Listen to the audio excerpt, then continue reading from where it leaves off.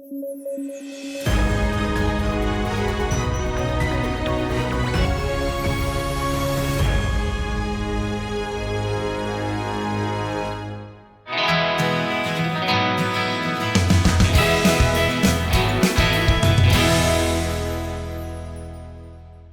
दोस्तों, मैं शिल्पी news at 9 में आप सबका स्वागत करती हूं। तो चलिए हेडलाइन से शुरू करते हैं आज की अपनी खबरों को।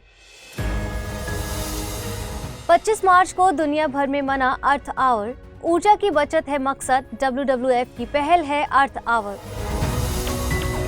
अमेजन ने प्लास्टिक वेस्ट को लेकर दी सफाई। बायोडिग्रेडेबल प्लास्टिक के लिए आई तकनीक। बायो ट्रांसफॉर्मेशन तकनीक प्लास्टिक प्रदूषण रोकने में मददगार। और मनरेगा की नई दरें होंगी लागू। केंद्र सरकार ने की घोषणा। हरियाणा में सबसे ज्यादा मजदूरी।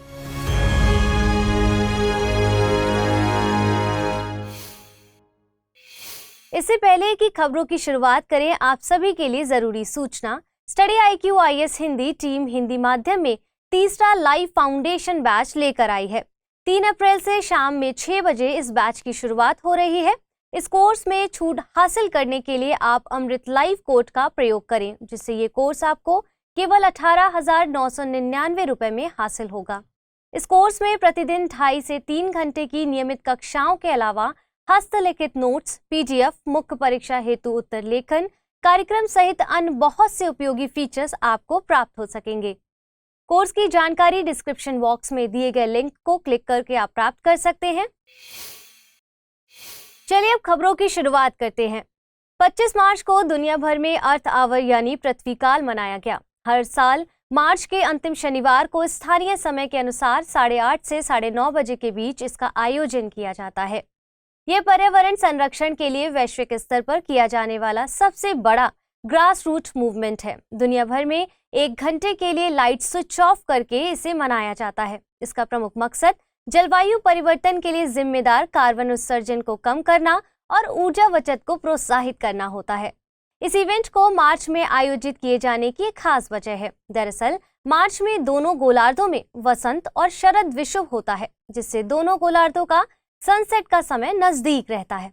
ऐसे में जब इस लाइट ऑफ इवेंट का आयोजन किया जाता है तो इसका वैश्विक प्रभाव ज्यादा विजिबल होता है। इसका आयोजन WWF यानी वर्ल्ड वाइल्ड लाइफ फंड द्वारा किया जाता है और सबसे पहले इसकी शुरुआत 2007 में ऑस्ट्रेलिया के सिडनी से की गई थी। इस खबर की अहमियत समझने के लिए साल 2014 में UPSC की प्रारंभिक परीक्षा में पूछे गए एक सवाल पर गौर करते हैं। पृथ्वी काल के संबंध में निम्नलिखित कथनों पर विचार कीजिए। यह UNEP और यूनेस्को का उपक्रमण है। यह एक आंदोलन है जिसमें प्रतिभागी प्रतिवर्ष एक निश्चित दिन 1 घंटे के लिए बिजली बंद कर देते हैं। यह जलवायु परिवर्तन और पृथ्वी को बचाने के लिए जागरूकता लाने वाला आंदोलन है। उपर्युक्त कथनों में से कौन सा या से सही है? केवल 1 और 3, केवल 2, केवल 2 और 3, 1, 2 और 3। इसका सही जवाब है विकल्प C। महासागरों की वकालत करने वाले एक समूह आसियाना ने हाल ही में एक रिपोर्ट जारी की थी। रिपोर्ट के मुताबिक ई-कॉमर्स कंपनी अमेजन ने अकेले 2021 में पैकेजिंग से निकले वेस्ट से 321 मिलियन किलोग्राम प्लास्टिक वेस्ट का उत्पादन किया है। ये वे पैकेट्स हैं जिनमें कंपनी अपने ग्राहकों को पैकेज घर पहुंचाती है। आसियाना के मुताबिक इतनी प्लास्टिक से पृथ्वी को 800 बार सर्कल किया जा सकता है। हालांकि अमेजन ने खुद को डिफेंड करते हुए कहा है कि वे एक साइंस बेस्ड अप्रोच का यूज करते हैं जिससे वेस्ट को कम किया जा सके। दरअसल UK वेस्ट एक स्टार्टअप ने दावा किया है कि वे प्लास्टिक की स्टेट को बदल देते हैं, जिससे प्लास्टिक बायोडिग्रेडेबल बनती है और इस प्रोसेस को बायो ट्रांसफॉर्मेशन नाम दिया गया है। इस तकनीक में जो प्लास्टिक महासागरों में जाने से बच जाती है उसे प्रोसेस किया जाता है। इस तरह बनी प्लास्टिक देखने में परंपरागत प्लास्टिक की तरह ही लगती है। इससे बने उत्पाद एक्सपायर होने के बाद सेल्फ डिस्ट्रक्ट यानी खुद से खत्म हो जाते हैं। साथ ही ये बायो अवेलेबल वैक्स में तब्दील हो जाते हैं, जिसे माइक्रो ऑर्गेनिज्म द्वारा कंज्यूम कर लिया जाता है, जिससे वे पानी, कार्बन डाइऑक्साइड और बायोमास में बदल देते हैं। कंपनी के दावे के मुताबिक ये दुनिया की पहली तकनीक होगी जिसमें प्लास्टिक बिना किसी माइक्रोप्लास्टिक के पूरी तरह से डिग्रेड हो जाएगी। आपको बता दें कि पैकेजिंग में प्लास्टिक को कम करने के लिए पेपर और जूट पैकेजिंग के विकल्प पर जाया जा सकता है। केंद्र सरकार ने वित्त वर्ष 2023-24 के लिए मनरेगा की मजदूरी दरों की घोषणा की है। मनरेगा की मजदूरी दर में इजाफा हुआ है और ये दरें 1 अप्रैल 2023 से प्रभावी होंगी। मनरेगा के तहत सबसे ज्यादा मजदूरी हरियाणा राज्य में 357 रुपए प्रतिदिन मजदूरी है। वहीं मध्य प्रदेश और छत्तीसगढ़ में ये आंकड़ा सबसे कम यानी 221 रुपए प्रतिदिन है। मनरेगा कानून की धारा 6 के सबसेक्शन 1 के तहत केंद्र सरकार राज्यवार मजदूरी फिक्स करती है और ये दरें CPI-AL यानी consumer price index agriculture labours के आधार पर तय की जाती है। CPI-AL ग्रामीण क्षेत्रों में महंगाई का आंकड़ा बताता है।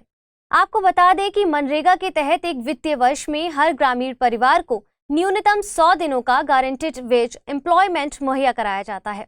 ग्रामीण परिवार के वयस्क सदस्य अपनी इच्छा से अनस्किल्ड मैनुअल वर्क करने को राजी हों। मनरेगा के मुख्य मकसद हैं पंचायती राज संस्थानों को मजबूती प्रदान करना, सामाजिक समावेश सुनिश्चित करना, गरीब परिवारों के लिए आजीविका के संसाधन मुहैया कराना। भारतीय संसद ने Mahatma Gandhi National Rural Employment Guarantee Act को 23 अगस्त 2005 को पारित किया था और ये एक्ट लागू 2 फरवरी 2006 को हुआ था। Annual periodic labour force survey 2021-22 जारी की गई थी। रिपोर्ट के मुताबिक कृषि में कार्यशील महिलाओं की भागीदारी सबसे ज्यादा है। इसके बाद मैन्युफैक्चरिंग यानी विनिर्माण क्षेत्र का नंबर आता है। कृषि क्षेत्र में महिलाओं की भागीदारी 62.9% है।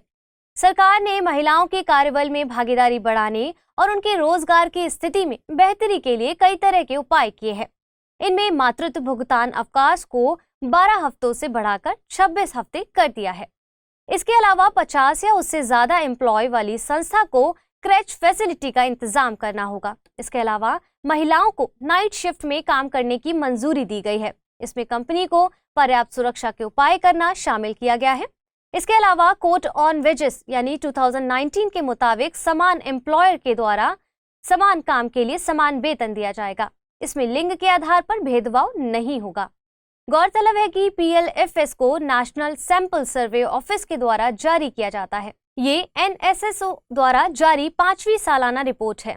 आपको बता दें कि दुनिया में भारत कार्यशील महिलाओं की भागीदारी में कम दर वाले देशों में से एक है। विश्व बैंक के आंकड़ों के मुताबिक भारत में 79% महिलाएं काम की तलाश ही नहीं करती हैं। आइए बुलेटिन पर आधारित अब प्रश्न को देख लेते हैं। वायु ट्रांसफॉर्मेशन तकनीक का संबंध है वायु प्रदूषण से, प्लास्टिक प्रदूषण से, ध्वनि प्रदूषण से या फिर जल प्रदूषण से। निम्नलिखित कथनों पर विचार कीजिए। PLFS 2021-22 के मुताबिक कृषि क्षेत्र में महिलाओं की भागीदारी 50% के करीब है। PLFS को विश्व श्रम संगठन के द्वारा जारी किया जाता है। उपरोक्त में से सही कथन या कथनों का चुनाव कीजिए। केवल एक, केवल दो, एक और दो दोनों, ना तो एक ना ही दो। पिछले बुलेटिन पर आधारित अब प्रश्नों को देख लेते हैं। ओडिशा की उदयगिरी खंडगिरी गुफाओं के संबंध में निम्नलिखित कथनों पर विचार कीजिए। इन्हें चंद्रगुप्त द्वितीय के द्वारा बनवाया गया था। इन्हें जैन संतों के लिए बनवाया गया था। उपरोक्त में से सही कथन या कथनों का चुनाव कीजिए। केवल एक, केवल दो, एक और दो दोनों, ना तो एक ना ही दो। सही जवाब है विकल्प बी यानी केवल दूसरा कथन सही है और इन्हें राजा खारवेल के काल में बनवाया गया था। विश्व टीबी दिवस के संबंध में निम्नलिखित कथनों पर विचार कीजिए।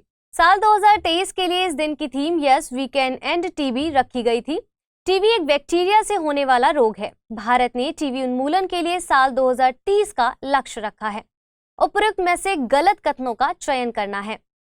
केवल एक और दो, केवल दो और तीन, केवल तीन, एक, दो और तीन।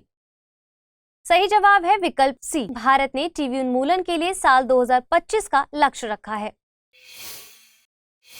यदि आप इस बुलेटिन को PDF के रूप में पढ़ना चाहते हैं तो टेलीग्राम चैनल पर अमृत उपाध्याय 007 पर आपको ये अवेलेबल हो जाएगी। तो फिलहाल के लिए इस बुलेटिन में इतना ही। जल्द मिलेंगे एक और नए बुलेटिन के साथ। तब तक के लिए धन्यवाद।